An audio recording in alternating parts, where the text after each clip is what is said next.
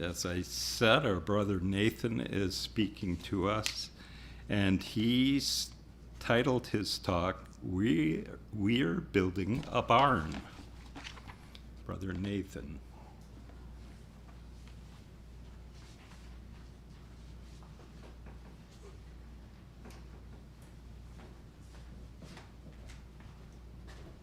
Good morning, everyone. It's a long walk from the back row. I'm so used to being right next to the piano. All right, so let's talk about sin for a little bit, because as an introduction, a nice cheery way to kick things off. Unfortunately, it's fairly often that we disobey what the Bible says, isn't it? Romans says, "For the good that I want to do, I do not do, but I practice the very evil that I do not want." Right, we have these great intentions, especially coming off such a wonderful week at Bible school in Indiana, when many of us gathered together for the first time in years, literally, and it feels great, right? It was an encouraging week. It was a time when we were able to renew and say, all right, we're back on this, right? We're encouraged, we're ready to go serve God. And oftentimes, we know that just falls short. We don't like it about ourselves, but it is the way it is. Right? Other times sin is in a moment of temptation, a momentary weakness of the flesh, perhaps, that comes on us unaware. So Abigail and I are in a different situation. For about a year, we have actively been planning to disobey the Bible. We are building a new barn. We are tearing down our barn and building a bigger barn. And that feels really, really weird, because I've grown up, right, reading this parable, and it says, oh no, the guy, he tore down his barn, he's building a bigger barn. Woe are you, your life is demanded from you this day. And I'm sitting here going, all right, our barn is old. It's going to fall down in who knows when. It's not big enough. We sang about, here's love vast as an ocean. So our barn has a floor like the ocean. There's waves in the concrete. That's how our barn is. It needs to go, but still, we're knocking down our barn and building a bigger barn. And that, I just can't get over that, right? The fact that this is just so odd. The Bible is pretty rare when there's a clear something from the Bible, and I just say, nope, I'm going to do it anyway, and plan to do that for a year. I'm going to go before the zoning committee in this town and make my case for how I'm going to tear down my barn and everything like that. It's a unique situation. So what I decided to do was actually look at this parable and say, all right, is this really about barns? Is God really saying no barn should ever be rebuilt, or no home should ever be remodeled or added to? What is really the lessons and the takeaways from this parable of the man who tore down his barns to build bigger ones? So that's what we'll do. The lessons are universal for all of us. It's not just meant for those who are housing horses and don't have enough room to hold the hay. There are lessons for all of us. So let's get started. Verse 13 is a fascinating introduction. So oftentimes in a parable, the setting, the context, or an opening question is really instructive. You think about the parable of the Good Samaritan, when he asks, and who is my neighbor? Right? That kind of kicks off everything from there. This question here in 13 is fascinating. It says, someone in the crowd said to Jesus, "Teacher, tell my brother to divide the family inheritance with me."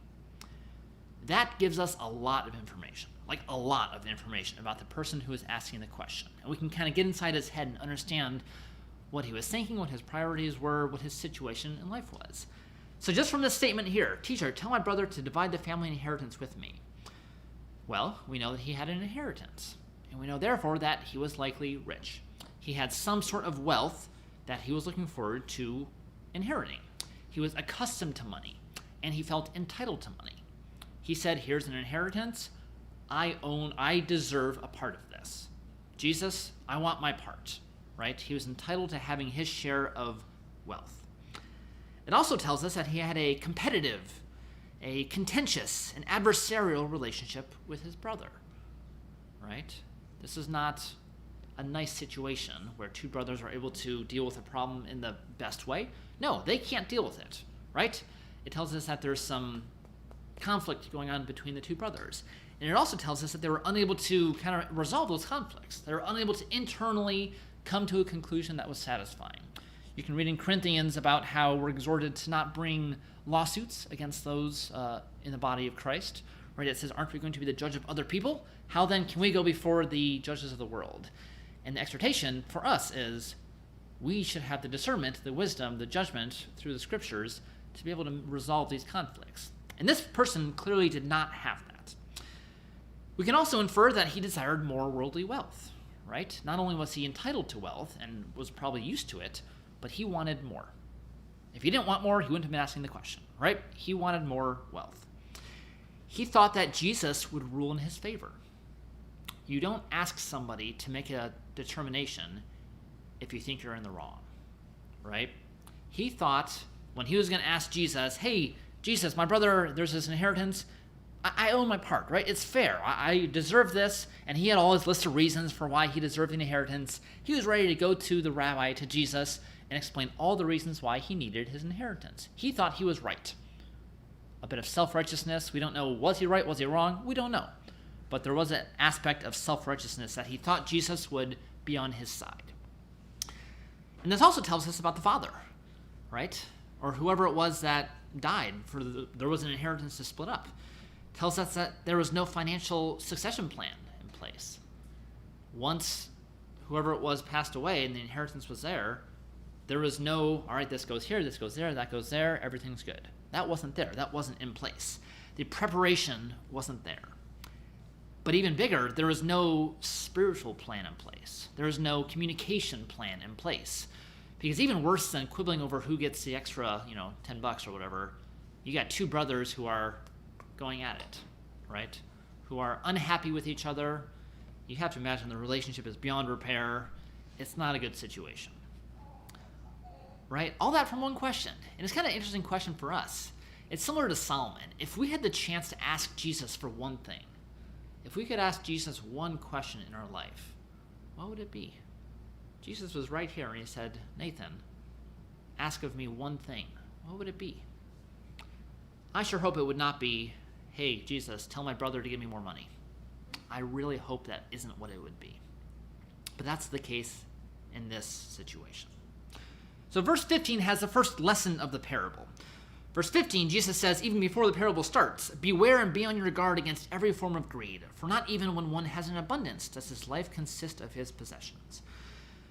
There's a lot that can be said about this. There's a lot that has been said about this. The thought of greed and making wealth your primary objective in life.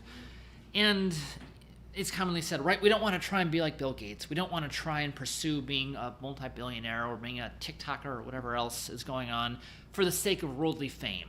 And yes, that's all true. But at least for me, it's not that impactful. I don't care about being a TikTok star. I don't care about having $10 billion in my bank account. So it just flies over my head, right? It doesn't help me.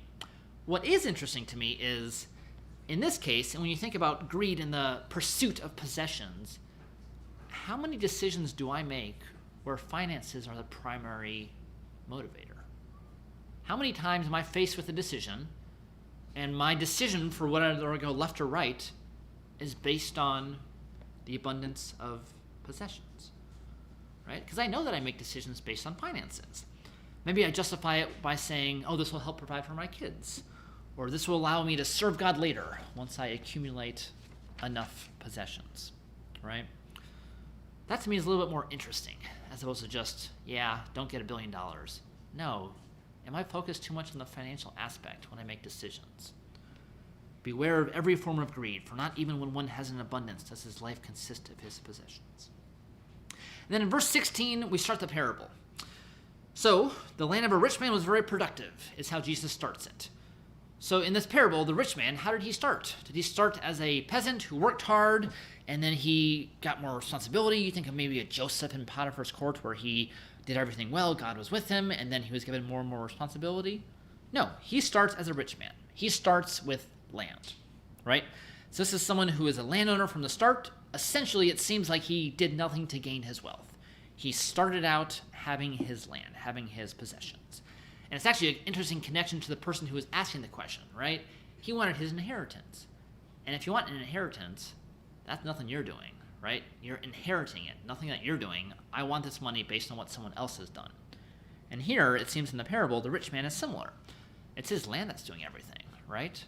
It seems that he just walks into a situation where he has all of this land. And it goes on, and in verse 17 and 19, it's fascinating how many times the word I, or me, or my comes up. Listen to this. And he began reasoning to himself, saying, "What shall I do, since I have no place to store my crops?" Then he said, "This is what I will do. I will tear down my barns and build larger ones, and there I will store all my grain and my goods. And I will say to my soul, 'Soul, you have many goods laid up for many years. Take ease, eat, drink, and be merry.'" What's this person's goal? Me. My. It's all about him, right? He attributes everything to himself. There's no mention of thank you, God. There's no mention of other people using his goods and his crops in other ways. No, it's all about me, all about I, all about my, right? And what's he doing with his wealth? Well, he's putting it in a barn. There are many options on what we can do with wealth, and it seems here that putting it in a barn is a selfish intention. Things sitting in barns and warehouses don't really help many people, right? So there's a great quote, a little book here by Basil the Great. So this is from about 350 AD. All right, we're going back 1,700 years in history.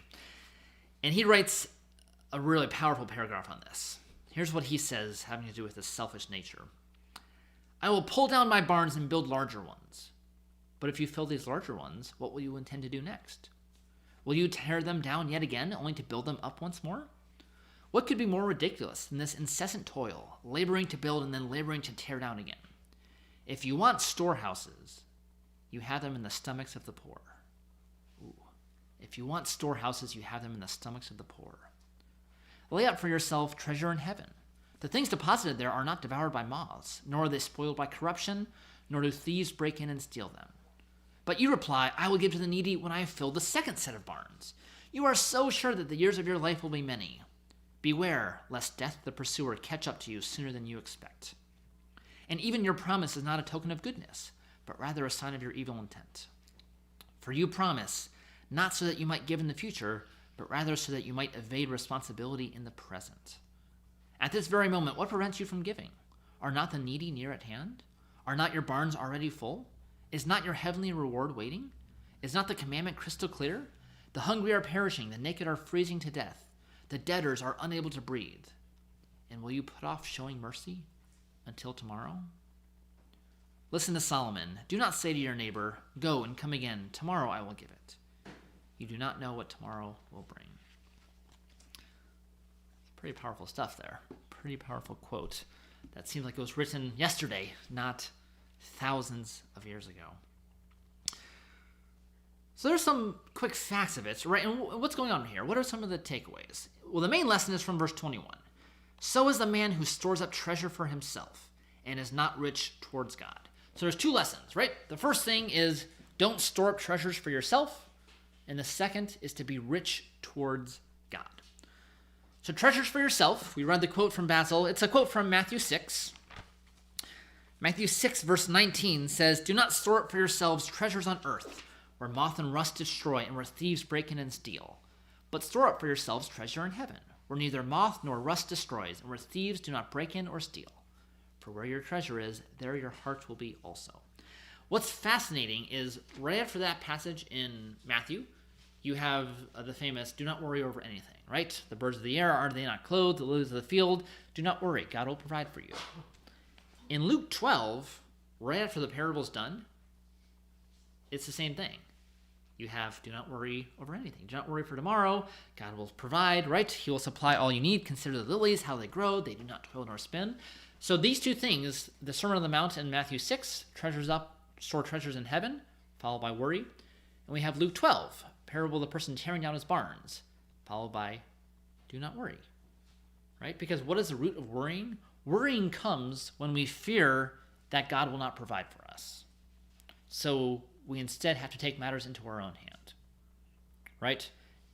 If I need to put my treasures on earth, otherwise I'm going to worry because God won't provide for me. Or I need a bigger barn because I worry that God won't provide for me. I need to do this myself, right? If we're not trusting God to provide, then it is necessary to have an egg's nest, to store our treasures on earth, to have bigger barns. because our trust is in those earthly treasures. If we don't trust in God, we're trusting in our earthly treasures, right? And this is very much against our culture, right? Our culture praises security. We spend so much time saving for the future, yet the entire purpose of the parable seems to be condemning that, right? It's about avoiding the reliance on an inheritance, on earthly possessions. So yeah, the parable talks about barns, and Abigail and I are building a barn, but it's more than just barns, right?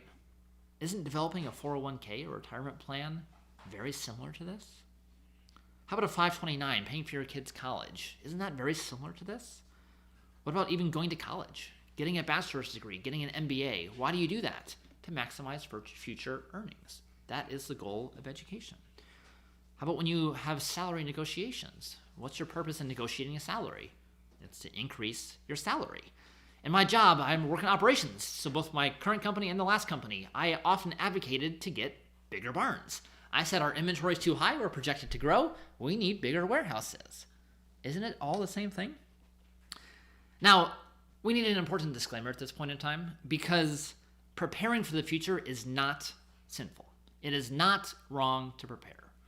Proverbs 6 talks about, look at the ant, right? It stores away food in summer, preparing for winter, toiling away. So it is a good thing to prepare. Preparing and worrying are not the same thing. But I think the intention of Luke 12 is to make us think, is to make us examine, are we putting too much emphasis on our earthly treasures? Are we focused on the barns? Are we focused on me, my, I, our? Or are we focused on trusting God? What does it mean to trust God? How far does that extend? Right? Because when we think about money, what is money? Money is meaningless. It's a piece of paper. And before there was money, this is what money was. It was crops. It was bartering. It was goods. It was barns, right? It was animals. It was livestock. So we can take this parable that's saying, I'm going to build bigger barns to store my crops. That's directly the same thing as saying, I'm going to get a bigger savings account to increase the size of my funds. Right? And this parable is so unique because it's easy to nod our head and say, yes, we need to trust God. It's a lot harder to say, hey, why am I spending so much time working with an investment banker? Why am I meeting with all these tax and retirement professionals? That's harder to say than, do I trust God? Right? And again, it's not bad to prepare for the future. But this parable is not a parable about wealth. It's not a parable about money. It's not. This parable is a parable about trusting God and trusting God's provision and knowing who God is. God doesn't care about the size of your bank account. He doesn't care about the size of our barn. He cares about our heart. At Bible school last week, I gave a talk from Habakkuk, where there's a contrast in Habakkuk from the Babylonians, and it says, they whose strength is their God, versus grace, the righteous who live by faith. Is your strength your God? Are your earthly treasures your God? Is your barn your God? Or are we the righteous who live by faith, not trusting in our own possessions, but trusting in God, trusting in God's grace? So that's the first thing, right? There's two conclusions we said. The man who stores up treasure for himself and one who is not rich towards God. What does it mean to be rich towards God? Rich towards God. It's kind of a funny thing. What does God need, right? How can you be rich towards God? Well, how do you define rich? If we're going to be X towards God, what is X? What is rich? What does it mean to be rich towards God? And so normally, we'll kind of give some passages and work through it and then come to a conclusion. I'm going to give you my conclusion first, and then you can tell me if this fits or not based on what we'll read. So here's my proposed definition. I think riches are having an abundance of something. Fill in the blank. Riches are having an abundance of something. It can be lots of different things, right? But riches are having an abundance of something. Here's some passages to perhaps support this. Ecclesiastes 6, verse 1. There is an evil which I have seen under the sun, and it is prevalent among men. A man to whom God has given riches and wealth and honor, so that his soul lacks nothing of all that he desires. Yet God has not empowered him to eat from them, for a foreigner enjoys them. This is vanity and a severe affliction. How about Abraham, Genesis 24? So he said, I am Abraham's servant. The Lord has greatly blessed my master, so that he has become rich. What does that mean? And he has given him flocks and herds, and silver and gold, and servants and maids, and camels and donkeys. He's given him an abundance, right? Many things. 1 Samuel 25. Now there is a man in Maon, and the man's name was Nabal, whose business was in Carmel. And the man was very rich, and he had 3,000 sheep and 1,000 goats. And it came about while he was shearing his sheep, and so on, the man's name was Nabal. One more from Ephesians 2. But God, being rich. Ooh, what's this going to say? How is God rich? Does he have an abundance of donkeys? Ephesians 2:4. But God, being rich in mercy, because of his great love with which he loved us. Numerous times in the New Testament, we read about God's riches of grace, or how God is rich in glory, or how God is rich in mercy. It's everlasting. It never runs out. How can God be rich of something? How can he be rich in mercy? He has an abundance of it, right? He doesn't run out of it. Isn't that great? He doesn't run out of grace. God doesn't run out of mercy. So many lessons to think about this. So what is being rich towards God? What is being in an abundance towards God? Well, it's having an abundance of God, right? It's having an abundance of trust, an abundance of faith. You can put your abundance in things, or you can put your abundance in God. It's the same lesson, right? All about trust in God. That's what this parable's about. I would almost argue that's what the Bible's about. That's what grace is about, trusting God. That is the lesson here. Right? We can either trust in God or we can store it for himself. Malachi 3 has a fascinating passage where it says you can be rich towards God or you can rob God. And if you think about, again, robbing, what's the opposite of being rich? Having many? Robbing would be taking away. Malachi 3, will a man rob God? Yet you are robbing me. But you say, how have we robbed you? In tithes and offerings. You are cursed with a curse, for you are robbing me, the whole nation of you. Bring the whole tithe into the storehouse, so that there may be food in my house. And test me now in this, says the Lord of hosts, if I will not open for you the windows of heaven, and pour out for you a blessing until it overflows. God says, trust me. He says, I dare you. Try it, right? Try it. Try putting your treasures in heaven. See what happens. Just try it. Test me in this, right? Move your bank account from on earth to heaven. See what happens to that bank account. God says, test me. And this is grace. This is the opposite of the Pharisees who tried to earn their salvation. Our barns don't ensure our long being. Our barns don't ensure our salvation, right? As opposed to trusting God to richly or lavishly supply us with grace and with things that we don't deserve. So to close, we're going to look at Psalm 52. Psalm 52 is a very similar passage to the parable, except it's not in a parable form. Psalm 52 is a psalm of David, and it's when Doeg the Edomite came by. And if you remember the story from 1 Samuel 22, this is when Doeg essentially tattles and says, Saul, hey, Saul, here's where David is. And then Doeg goes and kills all the priests in the city that were hiding David. And here's what it says in Psalm 52.